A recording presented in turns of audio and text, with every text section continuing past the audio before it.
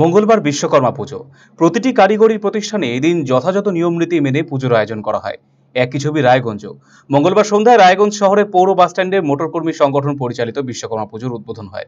পুজোর উদ্বোধন করেন রায়গঞ্জ পৌরসভা উপপৌর প্রশাসক অরিন্দম সরকার। ফিতে কেটে পুজোর উদ্বোধন করেছেন অরিন্দম বাবু। প্রতি বছর এই পুজোর বিশেষ আকর্ষণ থাকে। পুজো মণ্ডপে নানান মডেল তৈরি করা হয়। এবারের বিশেষ আকর্ষণ ছিল জীবন্ত মডেল। পুজো উপলক্ষে সেখানে বসেছে মেলা। প্রচুর মানুষ এদিন ভিড় জমান পুজো প্রাঙ্গণে। একই সাথে রায়গঞ্জে টোটো কর্মী সংগঠন পরিচালিত বিশ্বকর্মা পুজোর উদ্বোধন করেছেন উপপৌর প্রশাসক অরিন্দম সরকার। সকলকে বিশ্বকর্মা পুজোর শুভেচ্ছা জানিয়েছেন তিনি।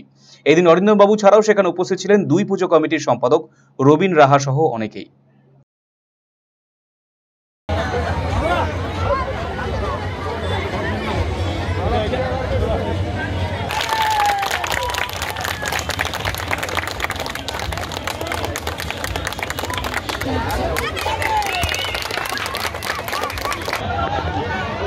সমস্ত প্রতিকূলতাকে জয় করে